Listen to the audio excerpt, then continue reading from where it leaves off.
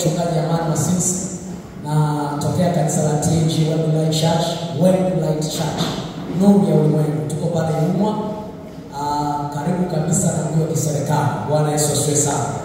Sasa kwa kuwa muda sio rafiki na natamani utumie vizuri, sitakuwa na introduction kubwa, hiyo inatosha. Otherwise else nimeokoka na mpenda Yesu na mke mmoja, Mungu ametujalia kuwa na watoto wawili na nimewaacha wanaendelea na program za ibada pale kanisani kwetu. Bwana Yesu asifiwe sana. Chukua nafasi hii kualika kwenye neno la Mungu. Niwapongeza sana vijana kwa ibada nzuri yenye mguso wa kiungu. Asanteni kwa maandalizi mazuri kabisa. Mungu awabariki sana kwa kukubali kutumiwa na Mungu kwa ajili ya kizazi chetu. Haleluya. Mojawapo ya jambo ambalo mimi najivunia kama kijana wa leo ni Mungu kunitumia katika kizazi hiki nilicho nacho. Bwana Yesu asifiwe sana. Na tuna theme yetu nzuri kabisa ambayo inasema kwa msaada wa Bwana tutatenda. Jamani, kwa msaada wa Bwana tunatenda. Kwa msaada wa Bwana tunatenda. Kwa msaada wa Bwana tunatenda. Tulipoanza semina yetu siku ya Jumatano, Mungu alinipa kuongea kwa habari ya hii theme inayosema kwa msaada wa Bwana tunatenda makuu. Lakini mzigo wangu kaelekea kwenye eneo moja ambao nasema ni password moja muhimu sana katika kutenda makuu. Password hiyo ambayo tulizungumza inasema Kairos. Mgeukie jirani yako mwambie Kairos. Kairos ni nini? Tukasema Kairos ni majira yale ambayo Mungu anakujia kwa ajili ya kutenda jambo fulani. Appointed time. Mungu anakuja na agenda fulani na jambo fulani kwenye maisha yako ambalo anakuwezesha au anakupa taarifa kwamba haya ni majira yako kwa ajili ya jambo fulani. Bwana Yesu asifiwe sana. Na nikamwambia Mungu ni Mungu wa majira na nyakati. Na haya majira na nyakati hizo zimegawanyika. Kwa kuna Kairos nyingi sana zinatokea kwenye maisha ya wanadamu. Tokea wakati anazaliwa mpaka atakapokufa. Hizo nyakati ziko nyingi. Lakini nakwambia kuna muda mwingi tumekosea au tumemiss hizo Kairos kwenye maisha yetu kwa sababu hatuko sensitive kujua hizo Kairos zetu au majira ya kujiliwa na Bwana. Bwana Yesu asifiwe sana. Na nikakupa mifano mbalimbali. Kwa mfano wakati Yesu anaukabili mji wa Yerusalemu anasema kaulilia, anasema laiti ungalijua ya kupasayo kutenda na yaliyofichwa machoni pako. Na kwa sababu Yerusalemu hakujua, kwa wakati nyakati ngumu, lakini kwa sababu tu hawakujua Kairos yao, hawakujua majira yao ya kujiliwa. Bwana Yesu asifiwe sana. Na kuombea katika jina la Yesu Kristo Nazareti, siku zote za maisha yako Mungu akupe neema kutambua majira na nyakati za kujiliwa kwako. Kairos yako iwe bayana. Kairos ya ndoa yako. Kairos ya uchumi wako. Kairos ya familia yako. Kairos ya huduma yako. Kairos ya kazi yako. Kairos ya ajira yako. Kairos ya biashara yako. Mungu akupe kutambua majira ya kujiliwa katika jina la Yesu. Tukasoma andiko moja ambapo Yesu anayakabili mapepo na yakapiga kelele, yakasema tuna nini na wewe mwana wa Daudi yule hai, kwa sababu majira ya sisi kuteswa na wewe bado. Nikasema ni jambo la ajabu kama mpaka mapepo na majini na mashetani yanatambua majira yao. Itakuwa ni ajabu wewe ni mwana wa Mungu usipojua kutambua majira yako. Haya ni maombi yangu kwako wewe mwana ECC, katika siku za maisha yako never miss your Kairos. Bwana Yesu asifiwe sana. Mwambie yako never miss your Kairos. Mwambie never miss your Kairos. Hello? Binti, never miss your Kairos. Kijana, never miss your Kairos. Mama, never miss your Kairos. Baba, never miss your Kairos. Ukijua Kairos zako zitakupelekea kwenye kutenda. Asubuhi nikakupa password nyingine ya pili. Bwana asifiwe sana. Password ya pili ya kutenda makuu ni kuishi na kutenda kwa nguvu za Roho Mtakatifu. Haleluya. Nikaanza kuzungumza habari ya kuishi na kutenda kwa nguvu za Roho Mtakatifu. Kitabu cha Matendo 1 mlango mstari wa 8, lakini mtapokea nguvu akisha kuachilia juu yenu Roho Mtakatifu, nanyi mtakuwa mashahidi wangu katika Yerusalemu na Yudea na Samaria hata mwisho wa nchi. Sasa hapa tunaambiwa habari ya kupokea nguvu, lakini hiyo nguvu inatuwezesha kuwa mashahidi wa Yesu. Na nikakwambia shahidi ni nani? Shahidi ni yule anayesimulia na kuelezea habari alizozisikia na kuziona. Hivyo wewe kama shahidi wa Yesu, popote unapokuwa, hebu eleza watu, eleza jamii, eleza ndugu zako, eleza wafanyakazi wenzako, eleza wadogo zako, eleza kaka zako. Waambie habari za Yesu, kwa yale ambayo Yesu amekutendea, kwa yale umesikia Yesu ametenda kwa watu wengine, kwa wale ambao wamesoma kwenye neno la Mungu ya kwamba Yesu alikuja kuyatenda. Waambie watu habari za Yesu, waambie watu matendo makuu ya Mungu, waambie watu baraka ambazo Mungu anatenda kwenye maisha ya watu. Waambie watu kairos zao, ya kwamba kuna majira ya kujiliwa katika jina la Yesu. Haleluya. Sasa utakuwa na ujasiri huo kama Roho Mtakatifu atakuwa juu yako. Na nikakusomea, tukasoma kwenye Luka 1:35. Mfungua tusome Luka 1:35. Nasema Roho ya Bwana atakujilia. Fungulia hapo Luka 1:35. Nimeshaanza ujumbe wangu. Nimesema password ya pili inayozungumza kwa habari ya kutenda makuu ni nini? Kuishi na kutenda kwa nguvu za Roho Mtakatifu.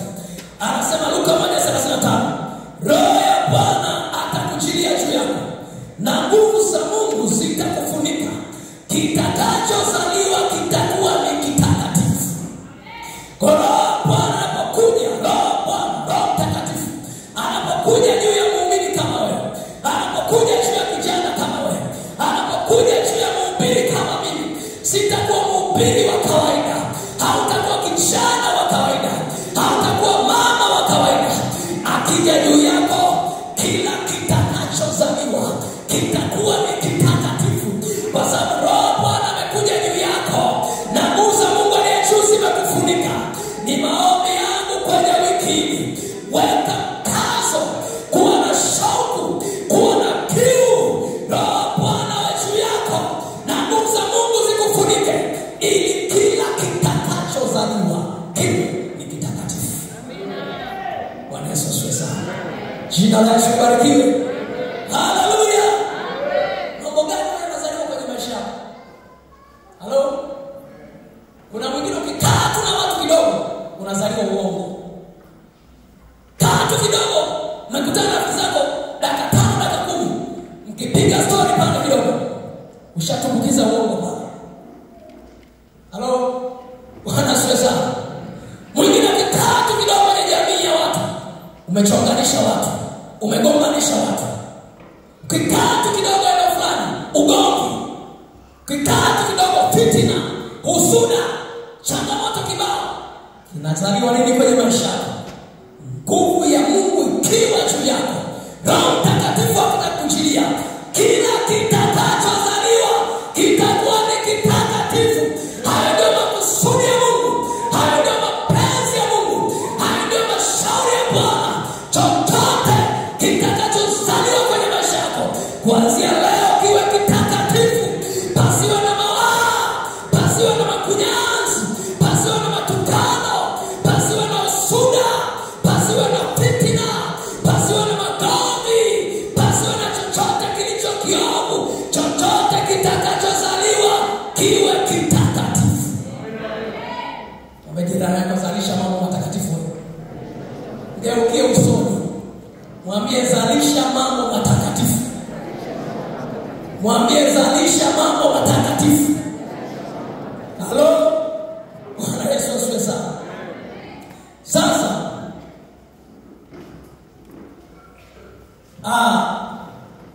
jifunze kutumika na Roho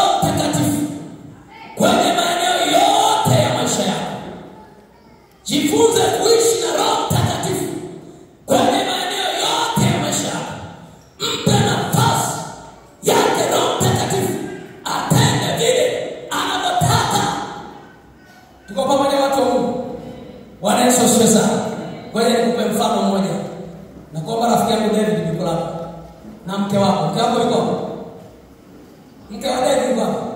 Asante. Naomba mje hapa. Naomba nihubiri kwa mfano kidogo utanielewa vizuri. Jina la Yesu libarikiwe sana. Naona David anampenda mke wake.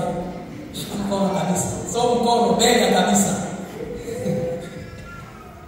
Bwana asifiwe sana. Unaona hawa wapendanao. Mr. and Mrs. David Mikulako. Bwana Yesu asifiwe sana. Hawa watu kuna siku walikutana. Baada ya kukutana wakapendana. Wakaona kodi zinafanana. Wakasemezana maneno, wakakubaliana. Baada ya hapo wakaanzisha mahusiano ya mume na mke. Tuko pamoja watu wa Mungu? Wakaanzisha mahusiano ya mume na nani? Na mke. Sasa wamekubaliana, wana agano, wana maisha ya kuishi pamoja. Na David amekubali kufanya maisha. Amekubali kufanya maisha na Miriam. Na Miriam amekubali kufanya maisha na David Mikulako. So they are working together. Na wanasema wawili watapataje kwenda pamoja isipokuwa wamekubaliana. Bwana Yesu asifiwe sana. Kwa hao wamekubaliana kufanya maisha pamoja, kufunga pingu za maisha pamoja. Wao ni mume na mke. Na wamekubaliana hivyo kutokana na neno la Mungu na mashauri ya kiungu. Tuko pamoja wana ICC? Tuko pamoja wana ICC? Bwana Yesu asifiwe sana. Jina la Yesu libarikiwe. Sasa ukitaka ndoa hii David acha kumshirikisha Miriam mambo ya maisha. Halo? Kwa sababu msingi wao ni kufanya maisha pamoja. Na ukitaka ndoa hii Miriam, acha kumshirikisha mambo yako David. Ya kwako yao ya kwako, ya David yao ya kwako. Tayari mpasuko utaanza kutokea. Miriam atabaki kama pango ndani ya ndoa, lakini hatakuwa mwenza wa maisha, hatakuwa life partner. Hivyo David asiposhirikishwa mambo na mke wake Miriam, David atabaki kama mtazamaji, hatakuwa life partner, hatakuwa mwenza wa maisha. Tuko pamoja watu wa Mungu? Nisikilize kwa makini. Wakati tulipookoka, baada ya hapo tukahubiriwa habari ya Roho Mtakatifu. Kwa uaminifu kabisa, Roho Mtakatifu akaja ndani yetu, akafanya makao. Zaidi hapo, akafanya mahusiano kama vile David alifanya mahusiano na Miriam. Roho Mtakatifu akawa life partner, akawa mwenza au shiriki wa maisha yetu. Ndio maana sisi hatueneni kwa akili zetu, wala kwa mawazo yetu, wala kwa matakwa yetu, wala kwa mashauri yetu. Tunaongozwa na Roho Mtakatifu. He is our life partner. Hello? Jina la Yesu libarikiwe sana. Sasa ukitaka ndoa yako, mahusiano yako na Roho Mtakatifu yafe, wewe mwache pembeni Roho Mtakatifu. Abaki kuwa mtazamaji juu ya maamuzi unayofanya. Abaki kuwa mwangaliaji juu ya mambo unataka kuyafanya. Na kuna maamuzi unapanga kuyafanya. Roho Mtakatifu anakuambia hapana David, hili usifanye, kwa sababu naona mwisho wake sio salama. David, kwa sababu una matamanio yako, kwa sababu una kiu zako, kwa sababu una shauku zako, ndio Roho Mtakatifu, nimekusikia lakini ngoja ni testi zani, nione kitakachotokea. Roho Mtakatifu anakaa pembeni, anakuacha unapiga hatua wewe mwenye peke yako. Na mwisho wa siku unakutana na vizaazaa vingi kwenye maisha yako, kwa sababu you are life partner in salvation kwenye maisha yako. Umemwacha pembeni. Ndilo kosa kubwa watu wengi wa jamii leo na waliokoka wamelifanya. Wamemsahau life partner au spirit partner kwenye maisha yao. Wamemwacha pembeni, yuko peke yake. Amebaki kuwa mtazamaji wa yale wanatenda. Ukitaka kuoa, umemwacha kuwa mtazamaji. Unasema Roho Mtakatifu yule binti mimi nimemwelewa sana. Yaani for hooks and the cooks lazima nimuoe. Na anasema yaani yule kaka, mimi sijaona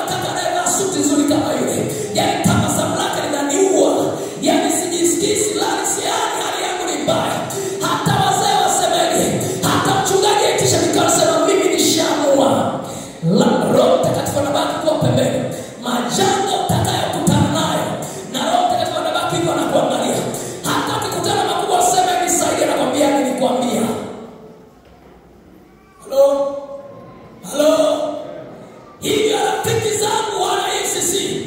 Roho Mtakatifu ni mshirika wa muhimu kwenye maisha yetu, kama vile Daudi asiyofanya maamuzi ya muhimu kwenye familia na kwenye maisha bila kumshirikisha Miriam. Hivyo ndio Miriam asiweza kufanya maamuzi ya muhimu kwenye maisha yake pasipo kumshirikisha Daudi.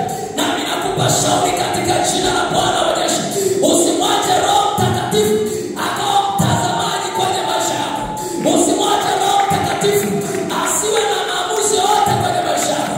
Usimwache Roho Mtakatifu akahuzunika kwa sababu anajua njia unayoendea sio sawa.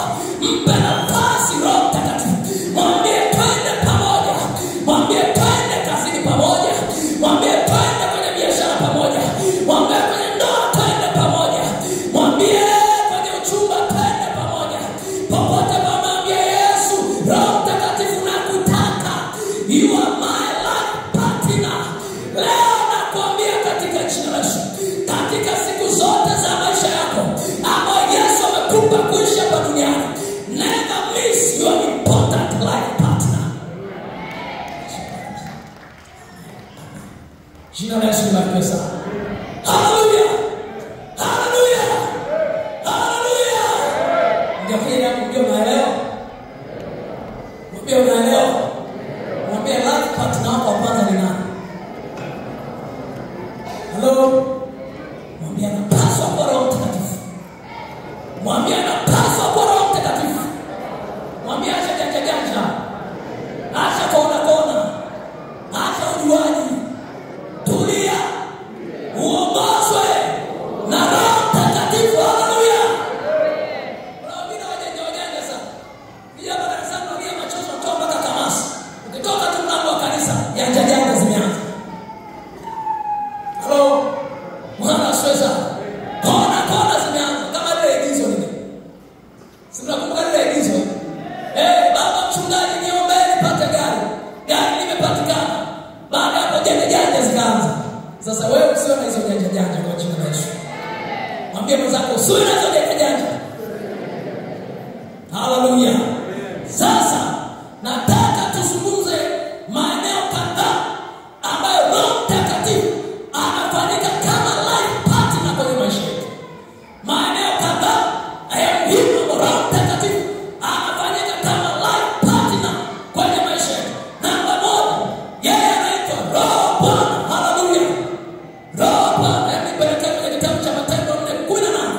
Roho nasome Luka 4:18. Yeye anaitwa Roho Bwana. Luka 4:18.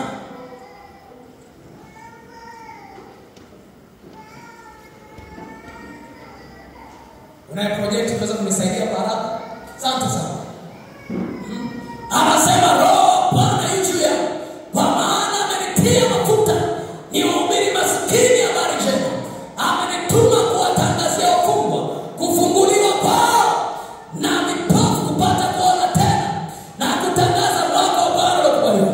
Hapa neno ambalo nataka tujifunze, anasema Roho Bwana. Na hapa Yesu alikuwa anaanza kutangaza mission yake hapa duniani, lakini unaona anadeclare katika mission yake Roho Bwana atakuwa juu yake. Inamaanisha nini hiyo? Maana yake anakubali kuongozwa, anakubali kutawaliwa, anakubali kufanya kazi yake chini ya Roho Bwana.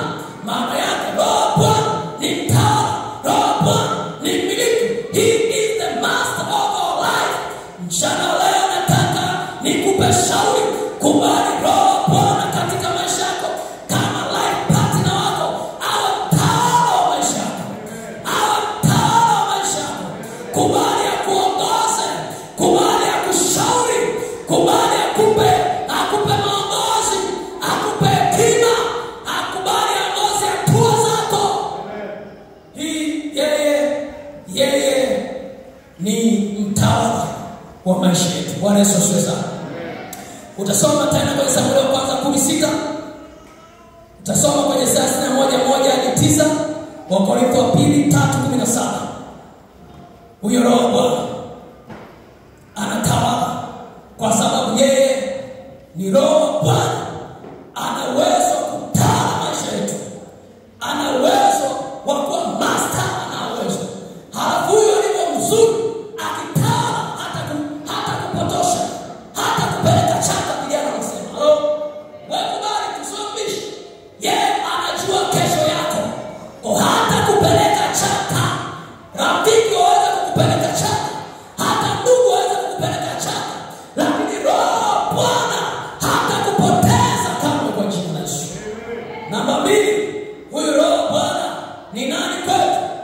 ni Roho wa Mungu ndani yetu. Roho wa Mungu ndani yetu. Kitabu cha Warumi 8:9. Haleluya. Warumi 8:9.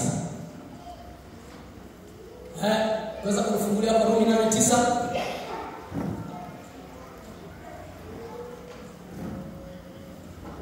Warumi 8:9 anasema hivi: lakini ikiwa Roho Mungu anakaa ndani yenu, ninyi hamfuati mwili, bali mwafuata Roho. Huyu Roho Mungu, ukisoma vizuri kile chini hapo, kazi yake anapokuja ndani yako, anafanya mwili uwe submissive. Anaunyenyekesha mwili roho. Anasema akiwa ndani yenu, nyinyi hamfuati mwili. Kuna wengi mwili umekuwa na nguvu kwenye maisha. Umetawala maongozi yote. Ni kwa sababu Roho wa Mungu haipo ndani yako. Lakini ukimruhusu kama Roho Bwana akakaa ndani yako, yeye atautisha mwili na tamaa zake, atatisha mwili na mashauri yake, atatisha mwili na mapenzi yake. Kwa utaongozwa na Roho Bwana, na mwili hautakuwa na nguvu ya kukuongoza, kwa sababu mwili ukikuongoza utakupeleka mauti. Tuko pamoja watu wa Mungu? Bwana Yesu asifiwe sana. Haya, utaongeza hapo Warumi 8:11-13. Tusome andiko moja ili tutasoma. Waraka wa kwanza wa Korintho 2:11. Waraka wa kwanza wa Korintho 2:11. Na neno linasema hivi. Kwa hiyo nianze hapo 10. Anasema lakini Mungu anatufunulia sisi kwa Roho, maana Roho huchunguza yote, hata mafumbo ya Mungu.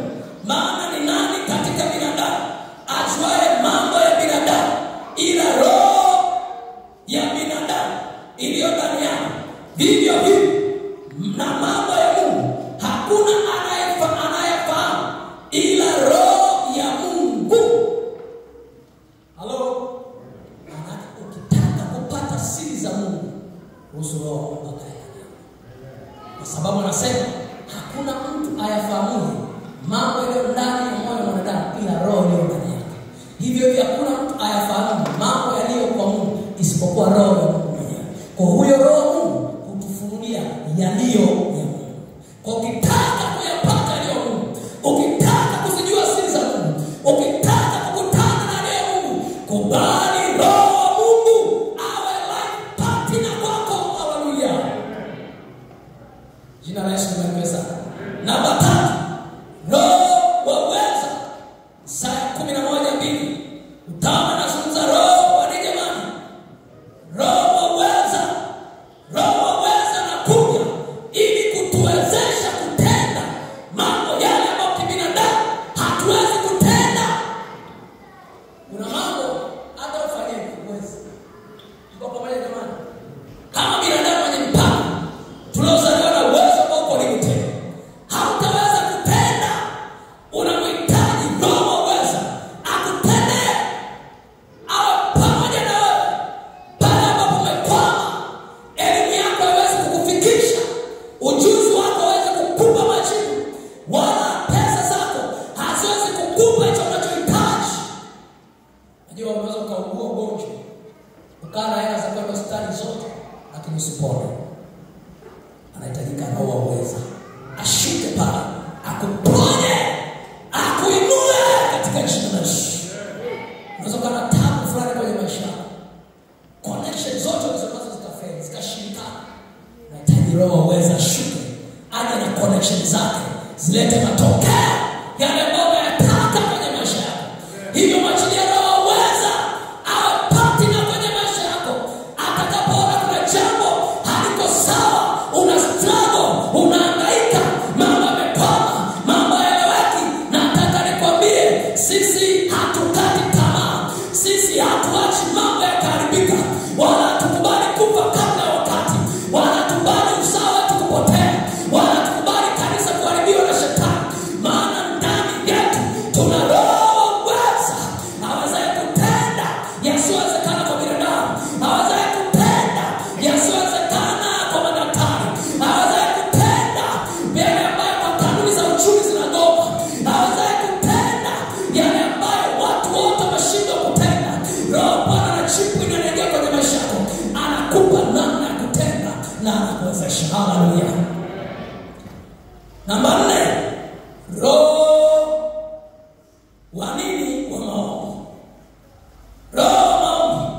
Warumi 8:26 hadi 28. Warumi 8:26 hadi 28. Anasema kadhalika Roho naye tusaidia udhaifu wetu, kwa kuwa hatuwezi kuomba jinsi tupasavyo. Kwa hukumu huyu Roho Mtakatifu, yeye ni Roho wa maombi, akija ndani yako. Unajua kuna nyakati zikatokea unajaribu kama mfano anatoa udada. Naona anajaribu kuomba, hawezi.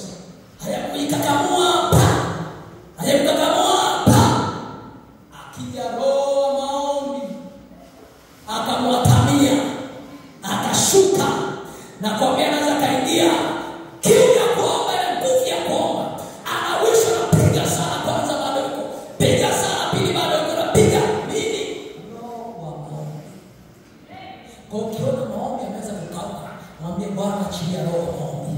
Ukiona maombi kwamba yanaweza kuwa tamu, yanaweza kuwa shida, unastahili kwenye kuomba, mwambie Bwana nahitaji roho wa maombi. Utaandika pia Efeso 6:18. Lakini tunaenda namba 5, roho ya hekima. Ukifungua tena hapo Isaya 11:2 utaona neno la Bwana linazungumza kwa habari ya roho ya hekima. Huyu life partner wetu ambaye Mungu amemwachia, anasema hivi, sitawaacha yatima, nitawaletea msaidizi. Sasa huyo msaidizi kuna sehemu ana roho ya hekima. Mwambie roho ya hekima. Mwambie roho ya hekima. Mwambie unahitaji hekima wewe. Leo basi mwambie unahitaji hekima. Mwambie wewe unahitaji hekima. Mwambie pokea hekima leo. Toka kwa roho ya hekima. Awe sehemu ya maisha yako. Akupe hekima wakati wote pale ambapo unahitaji kutatua mambo kwenye maisha yako, kutatua mambo kwenye jamii yako, watu wanakuzunguka. Roho wa hekima anaweza. Haleluya. Jina la Yesu libarikiwe sana. Haleluya. Twende tuone kipengele kingine, roho uzima. Warumi 8:2, roho uzima. Warumi 8:2, roho uzima. Warumi 8:2 anasema hivi. Wewe nianze moja, anasema basi sasa hakuna hukumu ya adhabu juu yao walio katika Kristo Yesu, kwa sababu sheria ya roho uzima ule ulio katika Kristo Yesu imeniacha mbali na sheria ya dhambi na mauti. Mwambie roho uzima ndugu yako. Roho uzima akija, yeye anaweka mbali sheria ya dhambi na mauti. Unajua ile sema mshahara wa dhambi nini? Bali karama Mungu uzima. Kwa kuna roho ya uzima unapookoka inaabide na wewe, inakaa na wewe. Roho uzima inakaa kwenye maisha, halafu aishitu kwa kwenye roho yako, anaanza kuzalisha mito ya maji yaliyo hai kwenye kila eneo la maisha. Kwa kila kitu unachofanya, kila kitu unachopitia kinapokea chemchemi za uzima. Ndio maana inaitwa roho wa uzima. Anaanza kutirika kutoka ndani yako, anagusa familia yako. Anatirika toka ndani yako, anagusa na mume wako. Anatirika toka ndani yako, anagusa na mke wako. Anatirika toka ndani yako, anagusa na watoto. Roho uzima anatirika ndani yako, anaenda mpaka kwenye kazi, anagusa mpaka biashara, anagusa mpaka kila eneo la maisha yako. Haachi huyo akiwa ndani yako, anatengeneza chemchemi za uzima. Haleluya. Roho nini huyo? Utasoma mwenyewe pia hiyo Warumi 8:11. Utasoma pia Yohana 11:25. Utasoma pia Yohana 6:63. Nataka nizungumze kitu kingine, anaitwa roho neema. Roho neema.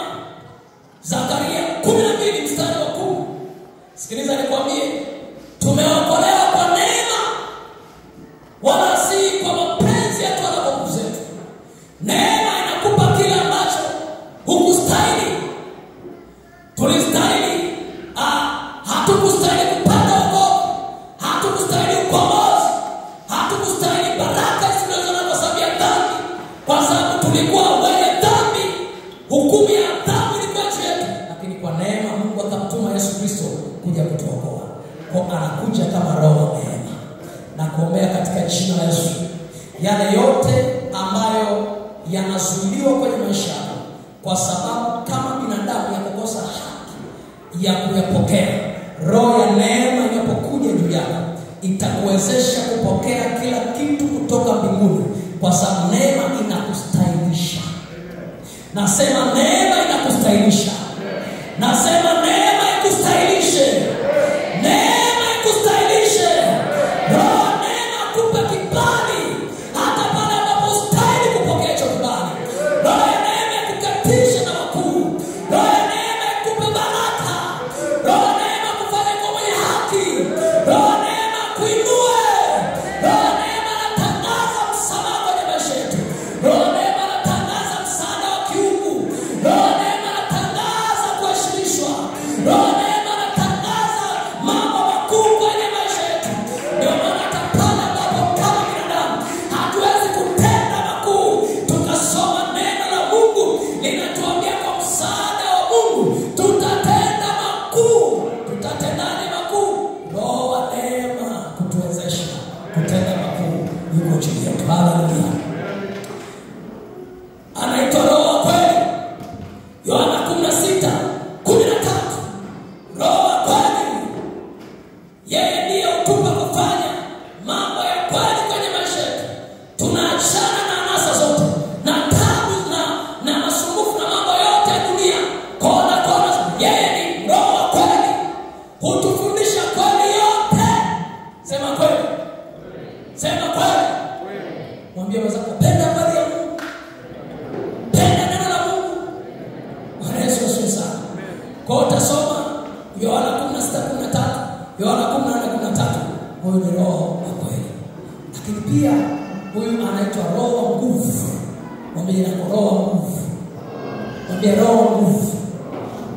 Matendo 1:8 tumesoma, nanyi mtapokea nguvu akiisha kuachilia chini Roho Takatifu. Haleluya. Unapokea nguvu akisha kukujilia Roho Takatifu, kwa sababu yeye ana package ya nguvu.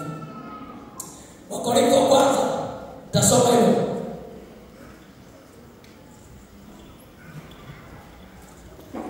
Wakorintho wa kwanza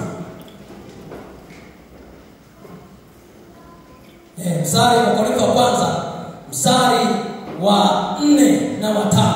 Wakorintho wa kwanza mlango wa 2 mstari wa 4 na 5 nasema hivi: na neno langu na kuhubiri kwangu hakukuwa kwa maneno ya hekima yenye kushawishi akili za watu, bali katika dalili za Roho na nguvu. Bali katika dalili za Roho na nini? Na nguvu. Wale nikwambie kitu. Hii dunia ina operate kwenye power, kwenye nguvu.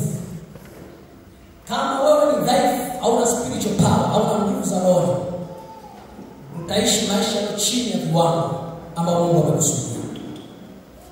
Ila ukiwa giant kwenye ulimwengu wa roho, kama Daudi alivyokuwa, ukawa giant kama Samson alivyokuwa, ukawa giant kama watu wengine wanaosoma kwenye Biblia walivyokuwa, kina Paulo, kina Petro, utamiliki ulimwengu wako.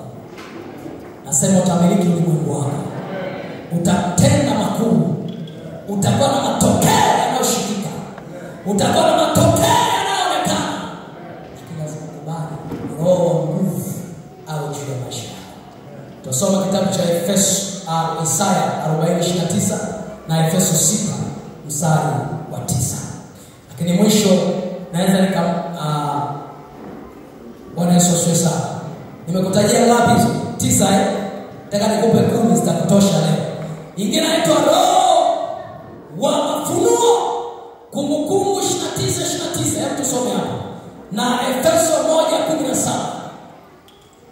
Mungu anatupa kujua yale ambayo yako ndani yake. Efeso 1:17 anasema hivi: Mungu wa Bwana wetu Yesu Kristo, Baba wa utukufu, awape ninyi roho ya hekima na ya ufunuo katika kumjua yeye. Haleluya. Haleluya. Sikiliza, unaposoma neno la Mungu, kuna mambo yatafichwa machoni pako. Akija yeye anafungua ufahamu wako, anafungua macho yako roho, anakupa kuelewa neno la Mungu, hata yale ambayo kuna mambo binadamu wa kawaida hawezi kuyaelewa wala hawezi kuyatambua, isipokuwa yule ambaye roho huyu yuko ndani yake. Halo, Kumbukumbu 29:29 anazungumza pia vile ambavyo huyu roho hutufunulia mambo ya kiungu ndani yetu. Jina la Yesu libarikiwe sana. Tamani na uwe na shaka, kubali Roho Mtakatifu awe life partner wa maisha yako. Wanandoa wananielewa sana.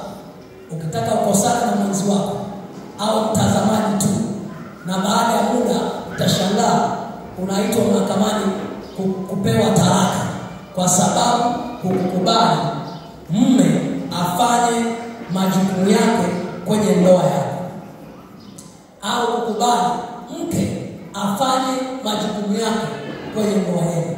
Baada ya hapo ndoa itaanza kuvurugana.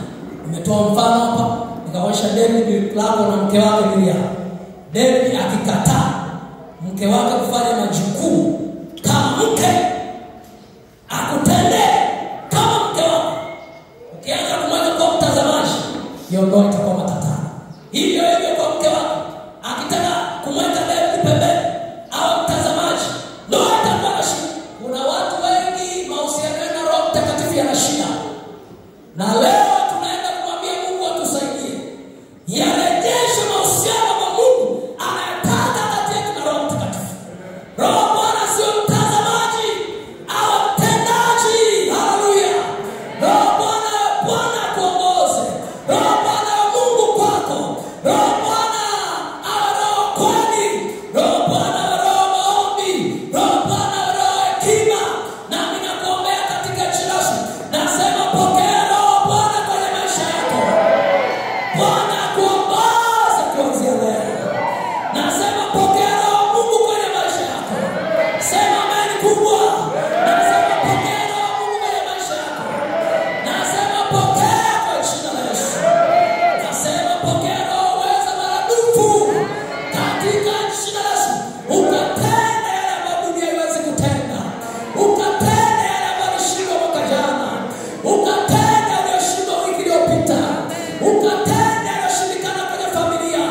Roho Bwana kupaka mafuta, Roho uweza akuwezeshe kutenda yaliyoshindikana. Na kuombea Roho uzima mchana wa leo akuatamie kwa jina la Yesu. Nasema uzima upite kwenye roho yako. Kwenye roho yako pokea uzima. Mauti sio sehemu ya maisha yako. Nasema mauti sio sehemu ya maisha yako. Nasema mauti sio sehemu ya maisha yako.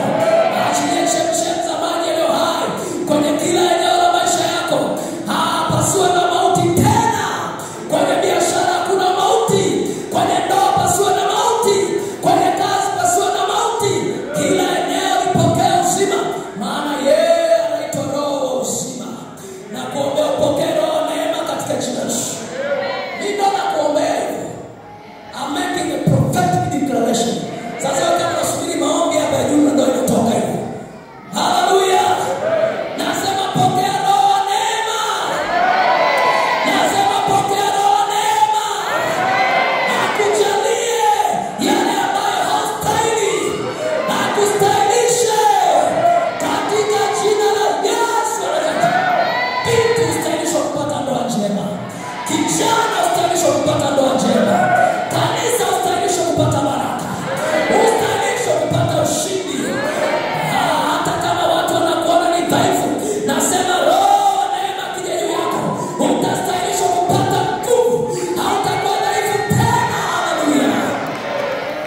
Jina la Yesu libarikiwe sana. Nakuombea Roho kweli wa juu yako. Akufundishe kweli yote. Akufundishe kuenenda katika kweli yote. Na hiyo kweli ni neno la Mungu. Akuelekeze namna kuenenda katika njia zako. Akuelekeze katika umama wako. Akufundishe katika ubinti wako. Akufundishe pale kazini kwako. Akufundishe kwenye biashara. Maana yanaitwa Roho kweli. Maombi yangu Roho kweli ya kujaa kwenye maisha yako. Nasema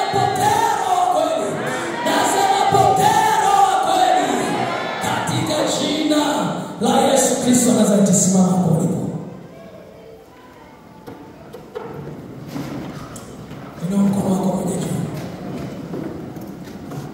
Nakusubiri wewe ambao umekaa. Simama. Nataka kuhitimisha. Nimekupa hizi password mbili za muhimu sana za kutenda makuu kwenye maisha. Ya kwanza nimezungumza kwa siku 3 kairos opportunity ambazo fursa ambazo Mungu ametupa at an appointed time kwa majira fulani. Ninakwambia tutende makuu, kuishi na kutenda kwa nguvu za Roho Mtakatifu. Na nikakupa vile ambavyo Roho Mtakatifu anafanyika kwa life partner kwenye maisha yetu. Nyosha mkono wako juu. Sema Yesu, ninakushukuru kwa ajili ya wiki hii la baraka. Nimepokea